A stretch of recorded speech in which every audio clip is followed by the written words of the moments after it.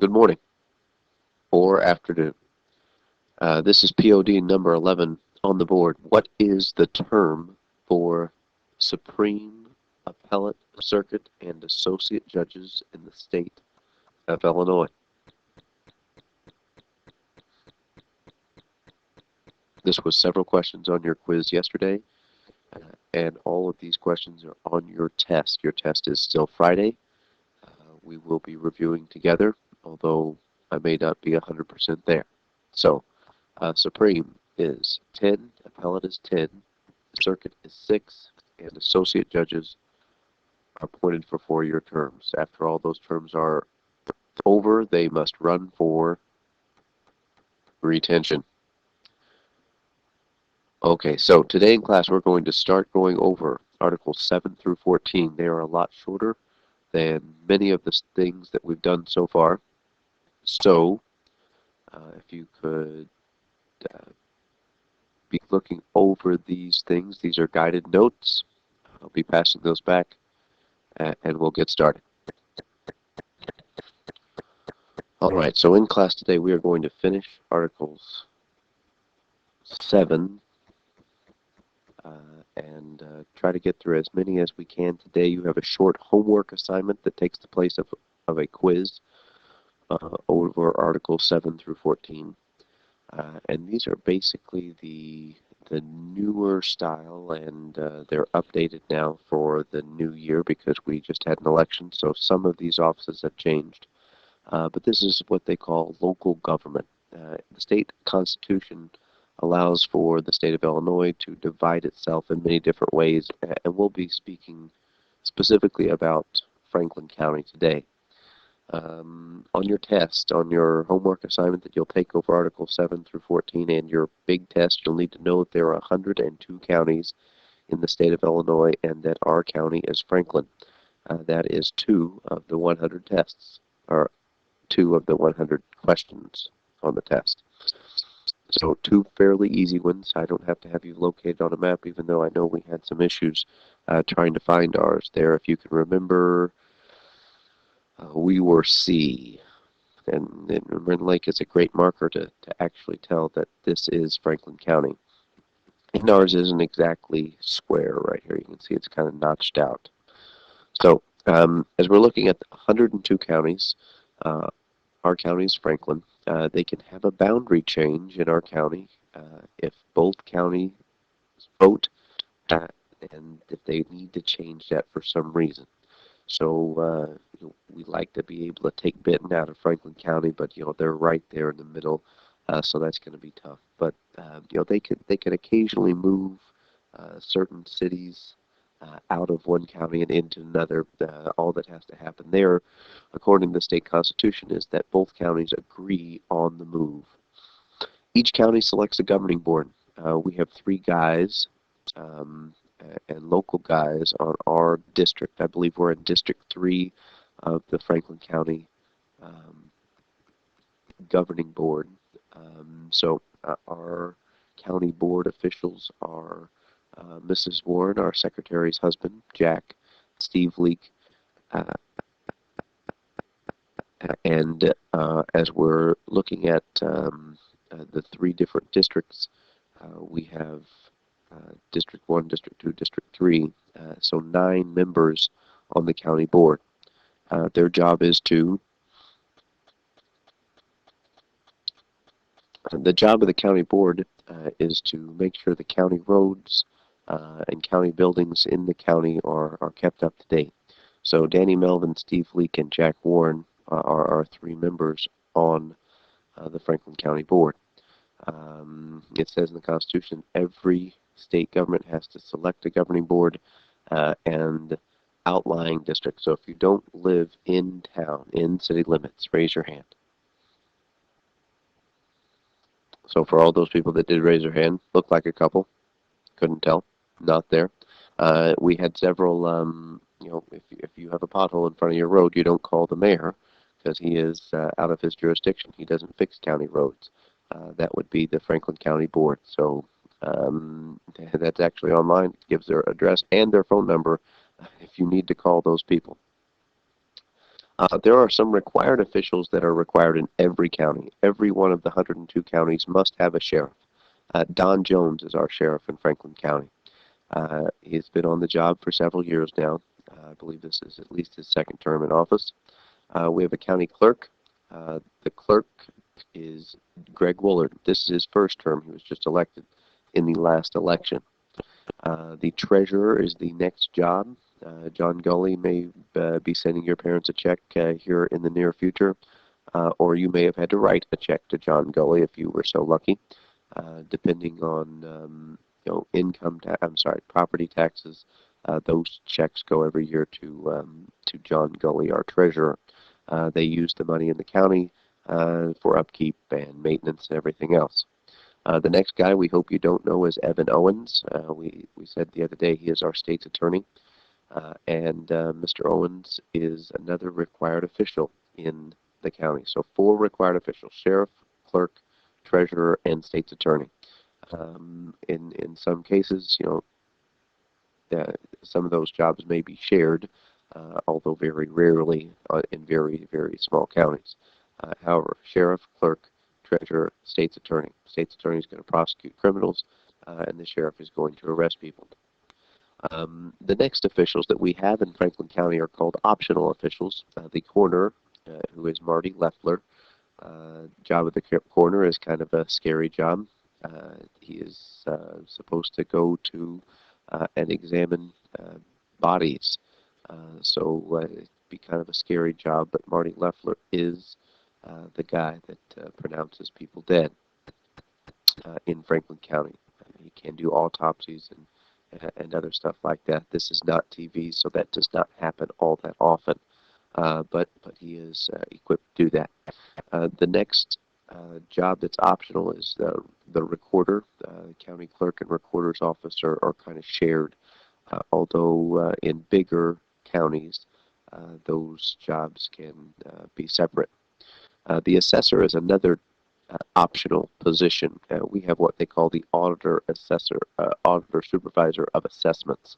Her name is Cindy Hum. So what she does is assess properties. So property taxes is assessed by her office, and many of her, they have several people working in that office that do that job. So it's not just her making your property taxes very, very high. The other job, circuit clerk, Nancy Hobbs. And as we're looking at all of these optional officials, Franklin County has several of them. These officials serve a 4-year term. After that, they are up for re-election, and if they do so choose to be re-elected, and there is no term length or limit on their term. There's no age requirement on many of these positions either. The next breakdown of Illinois local government is about municipalities. So we have 1,299 forms of municipal government in the state of Illinois. We are number 1 in the nation in forms of individual local governments. And we'll kind of break this down. Cities, they count that as 2,500 people or more. We'd call that a city. Villages and towns. And as we look at some numbers on that, some of them are up there and some of them are much lower. But we're not too concerned about the differences. However, in West Frankfort, we have a commissioner system, so we have a mayor, but the mayor is only 1 vote out of the 5 votes that take to pass something. So as we look at our mayor, who's our mayor? He was just here last week. That's right, Tom Jordan. So Tom came and gave Sarah Levani $20. I hope some of you went and picked up trash this weekend, or maybe just did that on your own anyway, or maybe the best case scenario, maybe you just didn't throw trash on the ground. However, our local form, our town has the commissioner system. So we have our mayor and 4 commissioners making 5. So there could be a 3-2 vote on something that gets done. One of the things in the last election, I don't know if you saw a bunch of the propaganda around town, was about home rule. If you don't really know much about that, this allows, and in fact, every city in the state of Illinois over 25,000 is a home rule place automatically. If you're under 25,000 people, you can elect to have home rule. This gives us a little bit more say-so over what some of our money, as where some of our money goes in the state. So we can sometimes use that tax money a little bit more efficiently if we are a home rule town. And it was overwhelmingly voted that we keep home rule in the last election. So that were the many forms of municipal governments. Sometimes they are subdivided into townships. A township is just another way of kind of a breakdown. So you don't call the mayor if there's a pothole in front of your house. There are people that are kind of assigned to that. And Frankfort is divided into two different townships. We have Denning and Frankfort, and it is divided at the railroad tracks. So in town, those are uh, the people that will be fixing roads and doing stuff on their side and in their jurisdiction. So the basics of local government. 102 counties, that's on your test. I will ask you to know those four people that are required in state government. You need to know that they have a 4-year term. Other than that, I think you have to know that every county select a governing board. That just makes sense because we have towns, but in between the towns, that's where the governing board, that's where the county board is going to take over. Okay, so moving on to the next slide. We looked at our county. Article VIII, which is 8, is about finance. That's not fiance. We are not getting married. So finance. This is somewhat review. So as you're copying this down, please be writing at this point while I'm talking. The governor prepares and submits the budget each year. This is the section where they have an amendment where the governor has to have a balanced budget every year. However, sometimes that takes funny math to be able to actually balance a budget in a state that's a long time in the red. So our governor prepares and submits a budget each year. And as he does this, Governor Rauner is doing that right now. And the big thing on his budget are cuts. No one likes cuts. No one likes to lose jobs or lose funding. But in a severe financial problem like we are here in the state of Illinois, this is what his job is. The General Assembly, by law, in the finance article, makes appropriation for spending on all public funds, which means they decide who gets what. So as we're looking at public funds and we're looking at being able to spend the money that the state of Illinois has or doesn't have, depending on your standpoint, the General Assembly, so this is the Illinois House of Representatives and the Illinois Senate, they appropriate or they tell you where this money is going to go. The next person to make sure all of the money in the state is doing what it's supposed to be doing and going where it's supposed to be going, we have an Auditor General. His name is William Holland. He was the last name, I believe, on our study guide for our test, which you should be completing a little bit on your own as we go over more and more of this stuff. William Holland is appointed for a 10-year term. He audits and reviews the use of all state funds.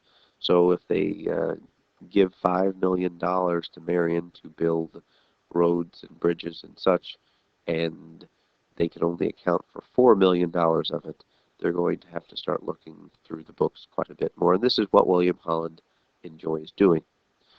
So to make sure that no one is getting away with taxpayer money, and unfortunately sometimes absolute power corrupts is one of the governmental sayings.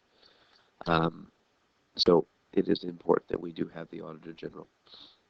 The last thing in Article 8, as we're flying through, it is about education. It is the state's responsibility to finance education, and 25% of the entire budget in the state of Illinois by law, is spent on education. So when we're reducing the budget, we're reducing the size of the big budget in Illinois. This is where some spending cuts to education get thrown in because it says 25% of the budget is spent on education. So occasionally when we're talking about educational cuts, there will be cuts because the budget is growing smaller as Bruce Rauner and several governors that are trying to get us out of the hole are trying to cut spending. So big things from this slide. Your several sections has talked about the governor doing the budget.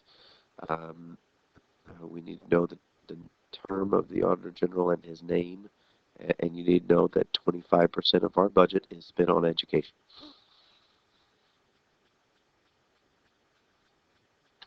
Okay, the last slide that we will be doing today is about revenue.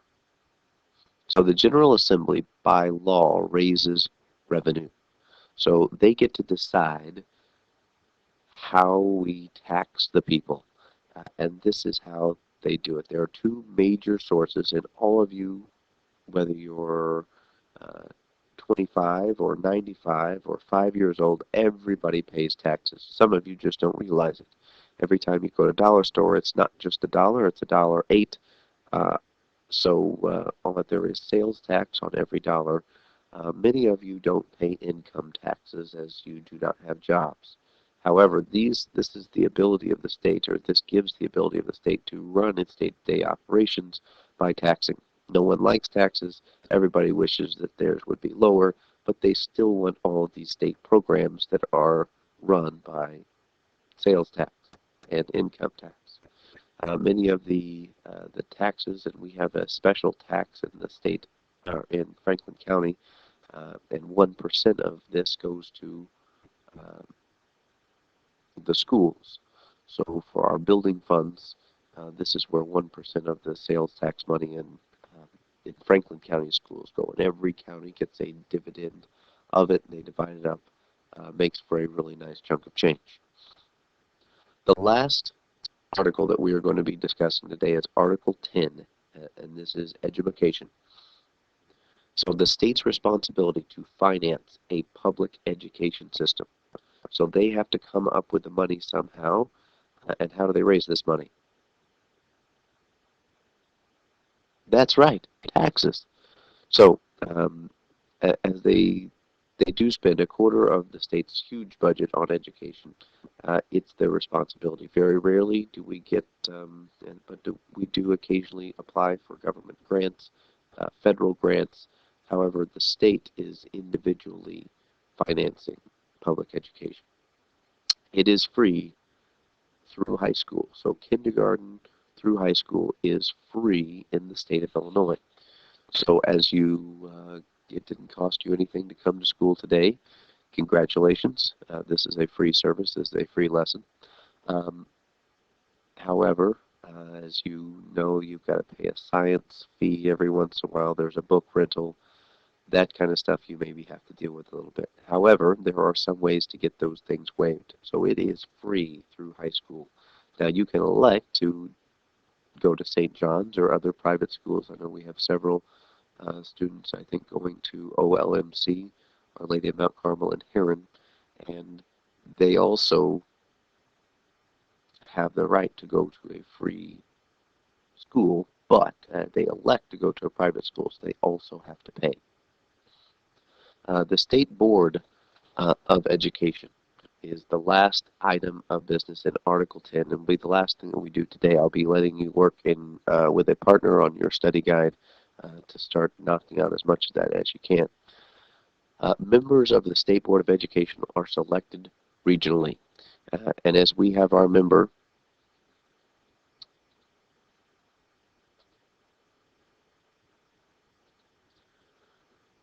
all right, so our member locally for the State Board of Education's name is John Sanders. I believe he's from Marion, and our new state superintendent taking the place of Chris Cook is a guy named Tony Smith. He gets to be appointed by the governor, and because a new Republican governor has taken over, they are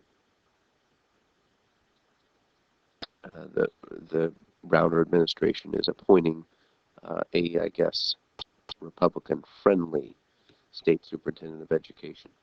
So I don't think you'll see any drastic changes. You'll still have to go to school for 176 days, and you'll still have to pass the Illinois State Constitution test. And I assume that the part tests are going to continue to be ridiculous. Even high schoolers were telling me they were doing about sophomore and college math stuff on their part test. Maybe next week's park assessment or the EYO end of the year test will get easier. The duty of the State Board of Education is to set policies and guidelines for preschool through 12th grade. So they tell us that we have to teach the Illinois Constitution. They tell us that we have to spend so many hours in school. They tell us that we have to go the 176 days. So of all of these things that we've talked about in Articles 7 through 10, we're able to cover 4 in a whole day. So as we are moving a little bit faster, we'll finish the last 4 tomorrow in class. We'll spend several minutes reviewing and working with a partner. However, at this point, either you can work with a partner or you can work on your own to start going over some of your study guide for the Illinois Constitution. If you don't have one, I've got several extra copies. Please just raise your hand. We'll get you a copy of that. I would start to focus on the things that you don't know right now. By this point, we have covered about 98% of the stuff that's on the test. So you should be fairly capable of going over the entire study guide on your own. Please just don't pick the smart person. I always hated that because they always picked on me. I always did everybody's homework for them. Well, not really, but if you could work together, each of you pick one, do one, share one, do one, share one, that would be perfect. So keep your volume level at a very small level right now because we've got several people in class, and classes next door don't need to be interrupted. So sorry I couldn't be here today, but you're preparing yourselves for the state constitution test, which is Friday. We'll finish Articles 11 through 14 tomorrow. You'll have a short homework assignment. We'll go over your study guide again, and then Thursday, another review over your study guide. Have a good rest of the day.